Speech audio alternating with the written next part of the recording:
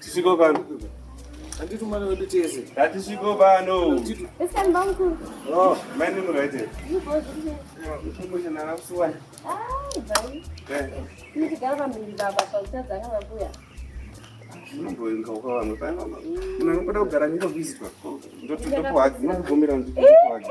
Amene chiro zvawangode. Zvawada sha. Zvavatoya zvanaka ndi. She's no longer under my protection, so whatever it is that you want to do. Zvirwewo mwana wangu. She's no longer under your protection. For you. Apeka mwana wako. Kutange ndiko katakura 9 months ago. Mwana wangu ufuti. 9 months. 9 months aita zishombe. Do you know kuti ndakatakura mfano uyu for the rest of all my life. Angori mukati muchede yautema za 9 months. Kwaisingwadziwa ke. Zvedazviwadzisa. Azvina basa. Nemaitanya. Ndichange mambupiwa mwana mundipa mwana. Zvekuzotaura nyaya yatinozotaura mandi pamwana. Because nanzi kwanza taura mangata. Ndipo mwana. Uyu akatora madzisaba mukuru uyu.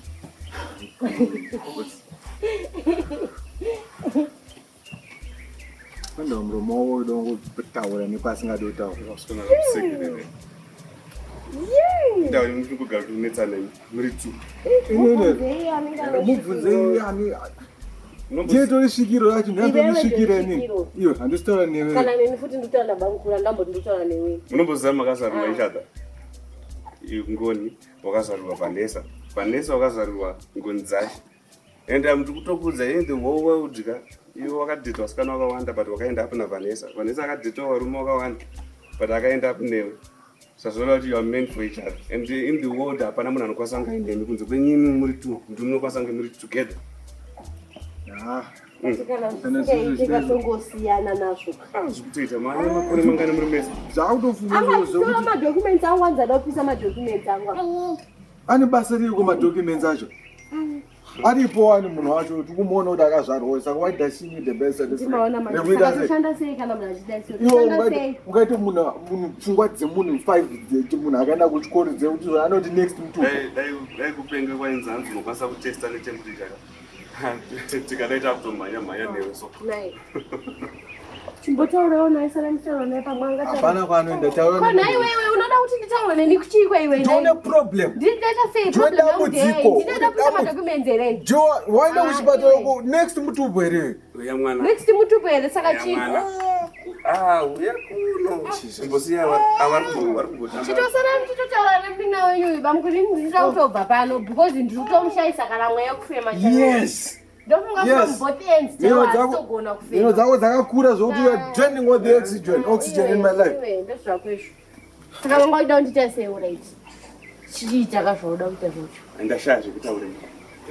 But ndinoenda kure zvangu nemwana. You can't just behave like a grown man for once. For once, Babatanya, not twice. Once. And next.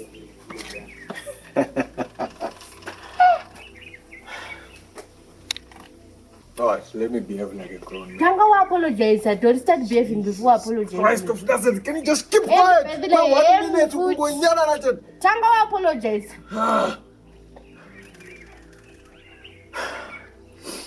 One. My time. Sorry kuti wanipopote. Imhosva yangu. Nekuti inini ndakutsamwisa sorry. Nekuti ndindapopoterwa. Sorry futhi. Andika. But bebe wangu nyasonzwisisa. Next, awusi mutupo. Iwe wambosareko ndichenda ndeka. Sorry. But ndicherereza kaira. Nanzi kaona imbuka dzichirwa, sedzichirwa kusvika taona ndinopeta muswendeko.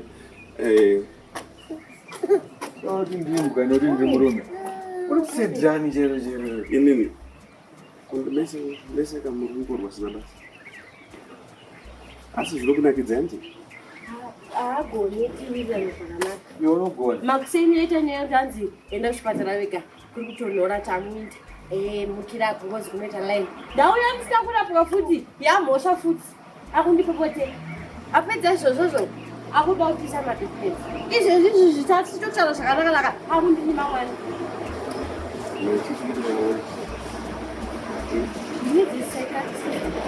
Batanga. kuitika kwauri toziva kuti vakadzi ndo vanongotanga zvinhu but nasiri kutanga zvinhu ndatomboda kubvunza kuti space but murume ari kuenderewewo unomunza muromo wake unomunza muromo wake chaupisa muromo iwo. Sorry baby. Let's go somewhere. Sorry baby. Maine tokuonewa maitadzoka ndiudzire kwamurume wangu kuti hanzi ndati babai. Hanzi ndati babai. Muudza kuti handisida babai yake. Baby. Baby. Babai baby. Baba baby. Sakidneve mwana wako.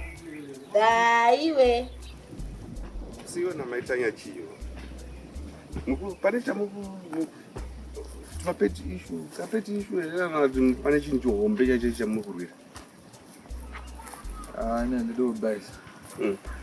Nemukadzi wayo after all my issues esakaitika there's a bitterness iripo yekuti pakati pedu patongonibitterness. Those are Zviri. Maybe she hasn't forgiven me. I don't know. How many years you been with Maitanya? A lot of years. Let me tell you something. Vakadzi, it's always a weaker person. You understand? So you can't be taking now. Sometimes you're very wrong. What people want to right. You understand? I have to apologize. I'm wrong. Hey, go and say my time. I'm sorry, ndakanganisa. Chero achitoziva kuti ichi ndiye wrong. Unoona marriage yako ichitinakidza chaizvo. Zvafanira kuti wamwa poison wakuti sorry poison ndakumwa. Aiwa, zvakatosema. I have to apologize. Iye ndiye ane ma issues ngataure nyaya yake. Manje ukagara wakadai so vakadzi veDNA mavo vanotozvida zvekudai. Sawa. Kuti ndiye achandiwini. Yeah? Ndiye achandiwini. Hauwini. Iwe enda ungonoti sorry. So I will lose it. What do you lose? From just saying a simple sorry. My time. Chero achiza unotozoona one day yangu yakuzoti but murume wangu hakuna mumwe murume akadaro in the world kufura bebatanya. Maikarwisana naye wangofanana nesu tese mbuka isusu.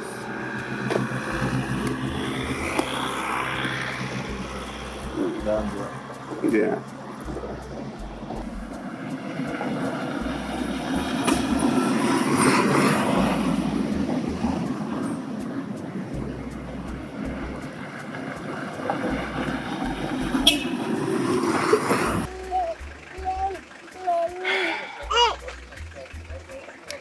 Kana waya uzonetsa yandisi mood yacho. Anditomboli mood machumo.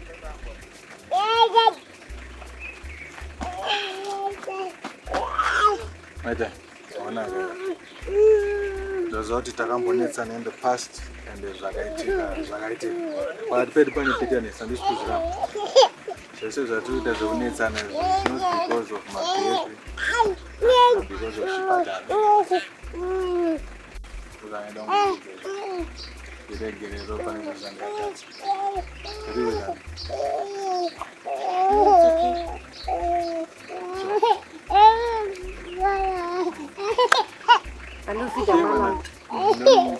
He's hungry now. Andy.